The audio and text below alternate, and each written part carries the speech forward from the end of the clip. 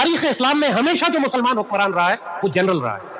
یہ بکواس کرتے ہیں سویلین سپریمیسی. اسلام میں کوئی کانسیپٹ نہیں ہے سویلین سپریمیسی کا. سیدی رسول اللہ سب سے پہلے سپہ سالار ہے. سیدنا ابوبکر سیدنا عمر سپہ سالار ہے. کوئی سویلین سپریمیسی پاکستان اسلام میں نہیں ہے. ہر مسلمان سپاہی ہے. آج تک تاریخ اسلام میں کوئی حکمران آیا نہیں جس نے میدان جنگ میں اپنی فوجوں کی کمانڈ نہ کی. یہ ہے ہماری ترکیب, یہ ہماری کیمسٹری ہے جس کو بابا اقبال نے فرمایا تھا خاص ہے ترکیب میں قوم رسول ہاشمی, اپنا قیاس اقوام مغرب سے نہ کر. یہ سارے تصورات مغرب سے لاتے ہیں کہ فوج کا کام سرحدوں کی حفاظت کرنا ہے, سویلین سپریمیسی ہونی چاہیے. تاریخ اسلام میں کوئی ایک مثال مجھے بتا دو جہاں سویلین سپریمیسی ہوئی. کیا سلطان صلاح الدین ایوبی سویلین تھے؟ سلطان فاتح سویلین تھے؟ خلفائے راشدین سویلین تھے؟ کہ محمد بن قاسم سویلین تھا؟ سلطان تغلق, سلطان غوری, سلطان غزنوی, احمد شاہ ابدالی سویلین تھے؟ پوری تاریخ اسلام میں جہاں پہ اسلام مسلمانوں نے عزت, عظمت, جلال اور قوت اور طاقت حاصل کی ہے وہ اس مسلمان حکمران سے حاصل کی ہے جو سپہ سالار تھا, جنرل تھا. اب وہ یہ بھی ہو سکتا ہے کہ جس طرح سیدنا ابوبکر سیدنا عمر ہے وہ کسی ملٹری اکیڈمی سے گریجویٹ نہیں ہوئے لیکن مجاہد تھے سارے. آج فلسطین کے مجاہدین کس ملٹری اکیڈمی سے گریجویٹ کیے لیکن مجاہد ہیں. بات یہی ہے کہ اللہ تعالیٰ جب کام لیتا ہے تو مجاہدوں سے لیتا ہے, چاہے وہ سو کالڈ سویلین مجاہد ہو یا سو کالڈ فوجی مجاہد ہو. وہ سب فوجی ہوتے ہیں اور سب مجاہد ہوتے ہیں. اللہ نے کبھی کسی لوہار سے, ٹکٹ بلیک کرنے والے سے, ہجڑے سے کام نہیں لیا امت مسلمہ کی تاریخ میں جو کلیم کرے کہ سویلین سپریمیسی ہوتی ہے لہٰذا امت کی قیادت مجھے دے دو. ان کے تو سر کاٹ کے دفن کر دینا چاہیے. ان ظالموں کا پوری امت رسول کو رسوا کر دیا. اسی لیے بزرگ ڈنڈے والی سرکار کی بات کرتے ہیں.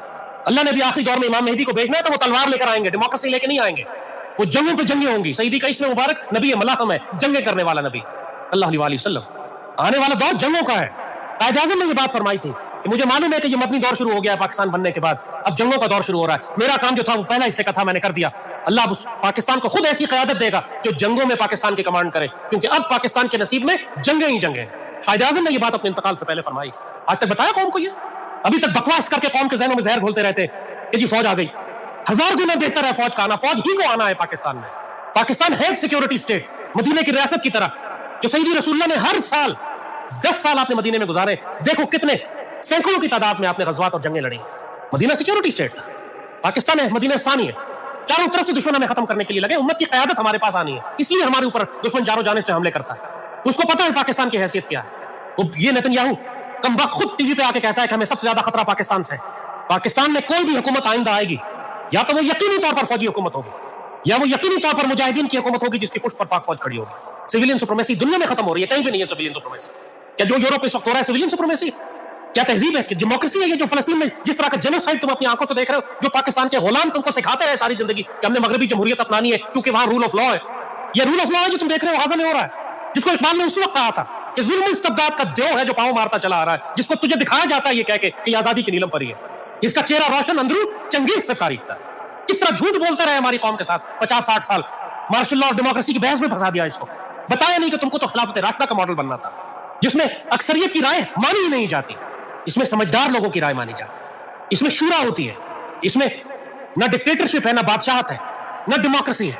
یہ خلافت ہے, خلافت کا ماڈل ہے. انشاءاللہ آنے والے وقتوں میں اللہ نے جس سے کام لینا ہے سو لینا. اسی لیے ہم ذلیل ہوتے آئے ہیں کہ اب تک ہم نے خلافت کے ماڈل پر کام ہی نہیں کیا. اسی لیے ہم ذلیل ہو رہے ہیں, معیشت خراب ہے کہ ہم سود اور ربا کے نظام میں ہیں. اس لیے ہمیں عدل نہیں ہے کہ ہم اینگلو سیکسن لا سے انصاف لینے کی کوشش کر رہے ہیں اور شریعت کو ترک کر دیا. کتنے پاگل لوگ ہیں ہم لوگ. کیا سود اور ربا کا کام کرتے ہیں اور سمجھتے ہیں معیشت ٹھیک ہو جائے گی. انگریز کی ویسٹرن ڈیموکریسی کے پیچھے چلتے ہیں اور کہتے ہیں اللہ ہم کو صلاح الدین ایوبی عطا کرے گا. جب ذہنی معذور ہو جائے نا, قرآن کہتا ہے یتخبط الشیطان من المس, شیطان نے چھو کے ان کو باولا کر دیا. یہ حالت ہو گئی ہماری قوم کی. کوئی ایک شرابی زانی نشئی کو اپنا لیڈر سمجھ, امیر المومنین سمجھ رہا ہے. کوئی گندی فلموں کے ٹکٹ بلیک کرنے والوں کو سپہ سالار بنا رہا ہے, سپریم کمانڈر. انا للہ و انا الیہ راجعون. امت مسلمہ کا کوئی لوہار جو پوری امت کو بیچ کے کھا گیا وہ اپنے آپ کو خلیفہ وقت سمجھتا ہے. انا للہ و انا الیہ راجعون. واللہ جس طرح کہتے ہیں نا کہ وجہ سمجھ آتی ہے کہ اللہ نے قیامت کیوں بنائی ہے, کہ دنیا میں بعض ظلم اتنے ہوتے ہیں کہ دنیا میں ان کا حساب ممکن ہی نہیں ہوتا. سمجھ آتا ہے کہ اللہ نے غزوہ ہند کیوں بنایا. وہ صرف ہندوستان کی فتح کے لیے نہیں ہے, پاکستان کے اندر بھی اس غلاظت کی صفائی کے لیے, اور وقت بہت نزدیک ہے. اللہ جس سے کام لینا چاہے گا کام لے گا. یہ ناپاک اور پلیت اور بے شرم جنہوں نے سیدی رسول اللہ کے پاکستان کو ہائی جیک کیا ہوا ہے, ان کا وقت اب ختم ہونے والا ہے انشاءاللہ.